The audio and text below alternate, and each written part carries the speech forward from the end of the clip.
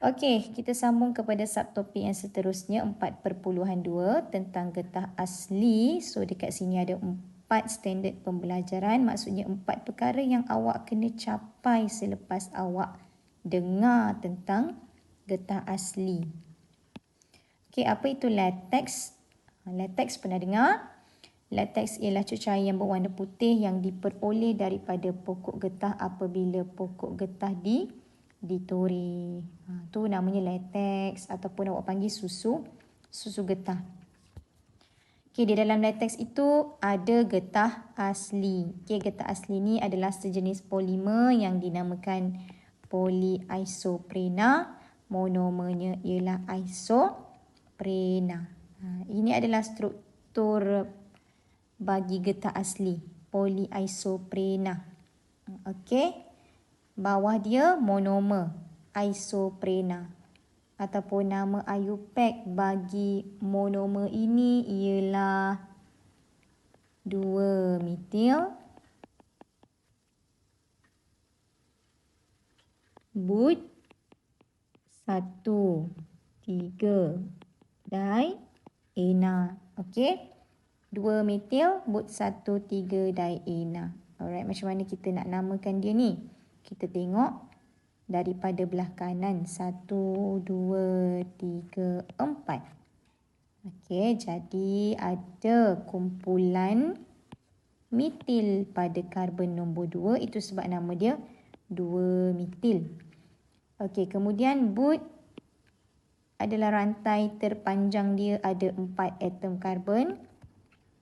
1,3 adalah kedudukan ikatan ganda 2 pada 1 dan 3. Pada karbon 1 dan karbon 3. So 1,3. Ena adalah siri homolog dia alkena. Kenapa dia di? Sebab ada 2 kumpulan berfungsi, iaitu 2 ikatan ganda 2.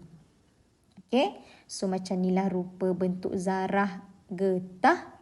Okey. Diselaputi membran protein yang bercas negatif. So dalam ni adalah polimer getah. Okey, yang berselirat tu polimer getah. Luar tu adalah membran protein getah yang bercas negatif. Okey, ciri-ciri getah asli ada 7 kat situ kalau awak tengok. Antaranya lembut, kenyal atau anjal, tidak tahan kepada haba, penebat elektrik, mudah dioksidakan, reaktif kepada bahan kimia dan juga kalis air. Kalau kita tengok ada ciri-ciri yang bagus dan ada ciri-ciri yang kurang bagus. Selalunya ada benda yang akan ditambah masuk ke dalam getah asli ini untuk kita meningkatkan kualiti getah asli tersebut supaya ciri-ciri yang baik dapat dicapai. Okey, antara kegunaan getah asli adalah seperti ini. Okey. Alright, penggumpalan latex. Penggumpalan latex ni maksudnya susu getah yang diperoleh daripada getah itu apabila dibiarkan selama beberapa jam ataupun semalaman, ia akan mula menggumpal dan berubah menjadi pepejal. Okey. So macam mana latex ini menggumpal? Okey, daripada dia keadaan cecair, macam mana dia boleh jadi menggumpal dan mengeras? Dan macam mana pula kita nak prevent dia daripada dia menggumpal?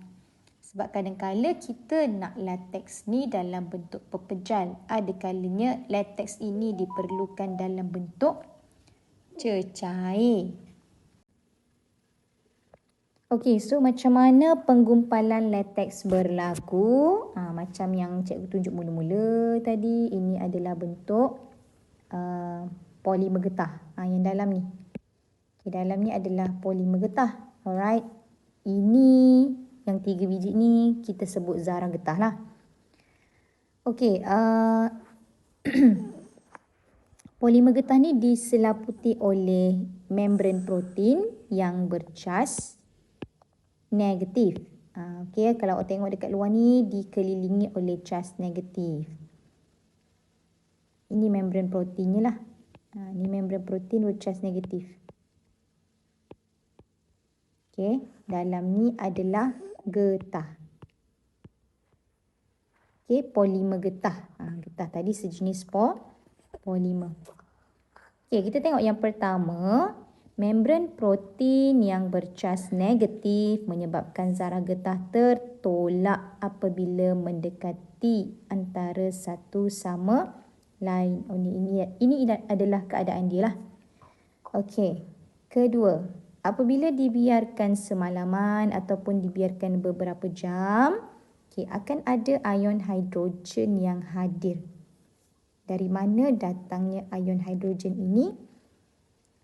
Ion hidrogen ini datangnya daripada bakteria yang ada di dalam udara, di mana bakteria ini merembeskan asid laktik. Kalau awak tengok, kalau awak ingat yang aplikasi penetralan tu kan, dalam mulut kita pun ada bakteria, jadi menyebabkan keadaan mulut kita berasid. So kita kena gosok gigi menggunakan bahan yang beralkali seperti ubat gigi. Okey, so ion hidrogen ni datang daripada bakteria yang ada dekat dalam udara. Dia merembeskan asid, jadi menyebabkan keadaan berasid. Wujudlah ion hidrogen. Pada membran protein getah tadi ada ion yang bercas negatif. Bila ada ion yang bercas positif, ion H+ cas positif, apa yang berlaku ialah membran protein getah itu akan dineutralkan. So ion hidrogen H+ daripada asid meneutralkan cas negatif pada membran protein getah. So apa yang berlaku?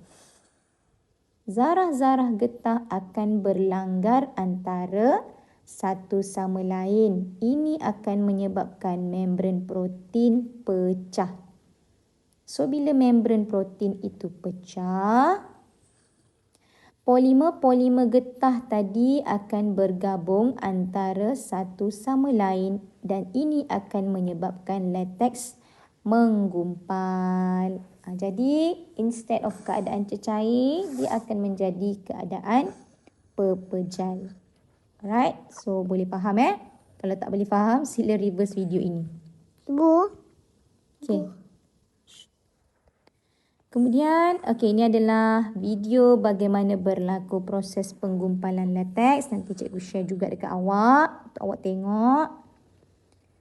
Ini adalah macam mana lateks itu diproses dan dihantar ke kilang untuk proses seterusnya dalam keadaan pepejal lah. Sama ada getah keping, getah blok ataupun getah scrub. Lateks juga diperlukan dalam bentuk cecair. Ada kalanya diperlukan dalam bentuk cecair untuk menghasilkan produk-produk yang tertentu. Jadi, macam mana kita nak mengelakkan lateks itu daripada menggumpal ataupun menjadi keras? Kita boleh elakkan dengan memasukkan larutan beralkali seperti amonia. Amonia ini adalah sejenis alkali lemah. So macam mana dia bertindak? Amonia ni alkali. Jadi bila alkali mesti mengandungi ion hidroksida. Awak tengok ayat yang kedua ni. Larutan beralkali mengandungi ion hidroksida yang dapat meneutralkan asid yang dihasilkan oleh bakteria. So, membran protein getah kekal bercas negatif. Keadaan dia tadi macam ni. Kita ada ni zarah getah. Zarah getah ni cas dia negatif kat luar. Contohlah contoh.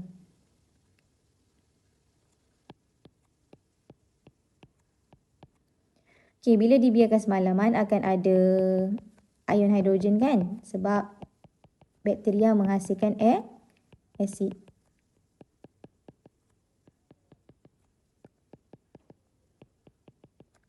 Bila alkali dimasukkan, so dalam alkali ada ion hidroksida. Apa function ion hidroksida? Bila ada ion hidroksida, macam ni. Apa yang berlaku ialah ion hidrogen itu akan dinetralkan oleh ion hidroksida yang hadir. Jadi bila ion hidrogen tu dinetralkan, tak adalah ion hidrogen lagi dekat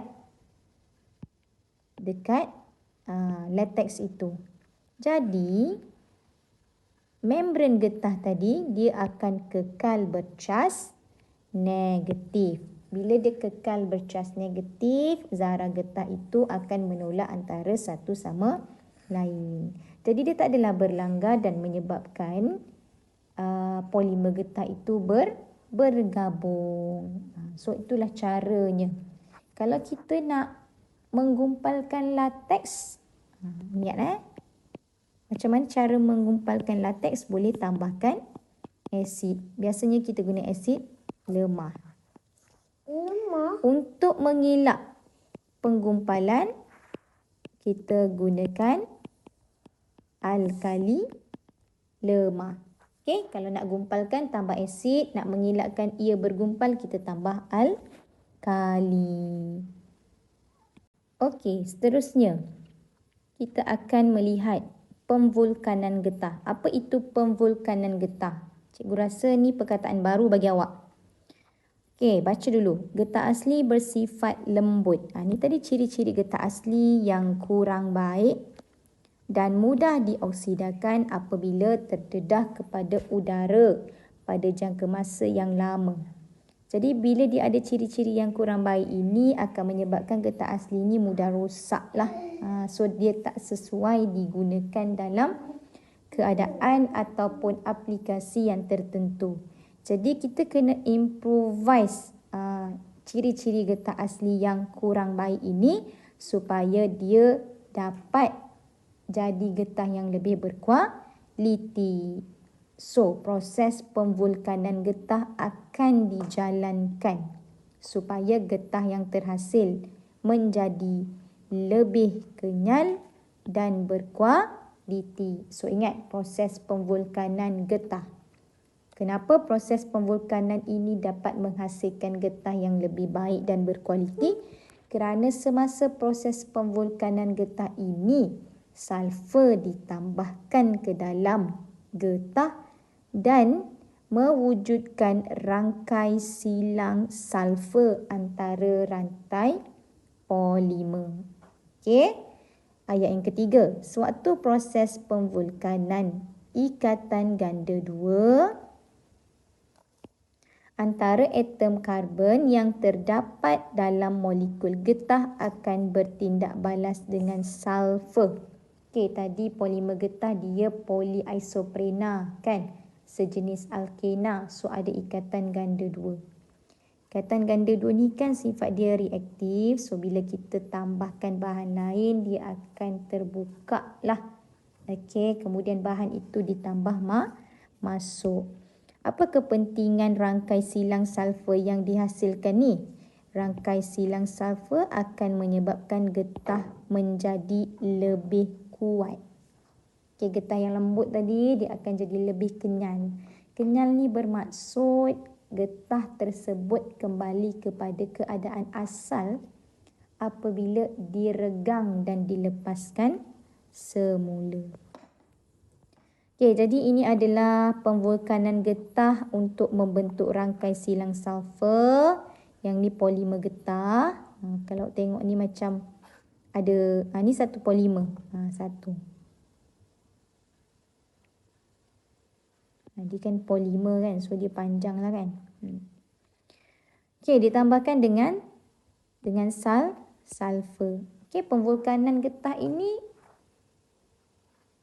maksudnya sulfur akan ditambahkan ke dalam getah tersebut, ke dalam lateks. Okey, bila sulfur ditambahkan, ikatan ganda 2 yang di sini, ni ada ikatan ganda 2 ni kan. Kalau awak tengok ni ikatan ganda 2 ni ada. Selepas sulfur ditambahkan, ikatan ganda 2 itu terbuka. Asalnya tadi kat sini. Jadi terbuka, dia akan membentuk ikatan tunggal. So yang dekat sini tadi dia buka. Okey, dah tak ada dah ikatan ganda 2 dia buka. Sulfur yang dimasukkan tadi akan berada di situlah bersambung dengan atom karbon yang, kalau kira dari sini, atom karbon yang kedua dan ketiga. Okey, kedua dan ketiga ni ada sulfur. Begitu juga yang bawah ni, molekul yang bawah ni. Okey, yang ni tadi patutnya ganda dua, dah jadi tunggal. So dia ada satu ikatan kat sini, ikatan kat sini juga. So ni sulfur yang ditambah masuk. Antara sulfur ini pun juga ada ikatan. So dia bind together lah. Okey. Yang ini sebelah kanan. Kan ada dua ikatan ganda dua. Yang ni sebelah kanan. So nampak? Dia dah bentuk macam ni. Polimer getah yang panjang tadi, dia dah jadi macam tu lah, lebih kurang.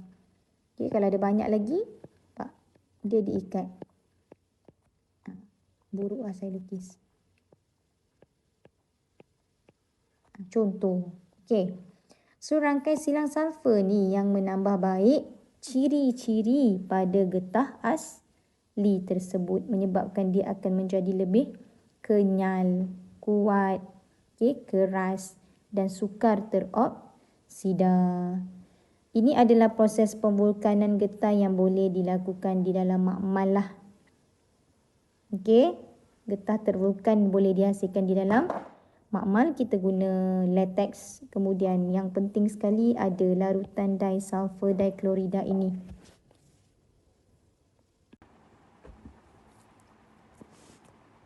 Okey, selain daripada pemvulkanan getah menggunakan sulfur, ada juga teknik pemvulkanan alternatif menggunakan cara-cara yang lain lah. Okey, pemvulkanan dengan menggunakan sulfur merupakan kaedah yang paling utama. Walau bagaimanapun, kaedah ini tidak dapat digunakan untuk jenis getah yang tertentu, terutamanya yang tidak mengandungi ikatan ganda dua antara atom karbon. Tapi ada beberapa teknik pemvulkanan lain yang kita boleh gunakan tanpa menggunakan sulfur. So getah yang terhasil itu dia adalah lebih bebas sulfur dan mesra alam. Jadi ini adalah 3 kaedah alternatif untuk teknik pemvulkanan, iaitu melalui peroksida, sinaran dan juga logam oksida. Ini pula adalah cara untuk mengkaji sifat kekenyalan getah tervulkan dan juga getah tak tervulkan. So kita boleh lakukan di dalam makmal. Ada prosedurnya, nanti cikgu akan share videonya macam mana ia dilakukan. Dan sebenarnya getah tervulkan ini dia lebih elastik berbanding getah yang tak tervulkan kerana panjang getah sebelum diregangkan dan selepas diregangkan adalah sama. Manakala kalau getah tak tervulkan, panjang getah selepas diregangkan dengan sebelum diregangkan tu tak sama. Lepas kita letak pemberat dan kita kembalikan dia kepada asal, dia akan jadi lebih panjang. Maksudnya sifat getah tak tervulkan ini dia kurang elastik. Okey, dia boleh meregang dengan mudah, tak kembali kepada panjang yang asal dia.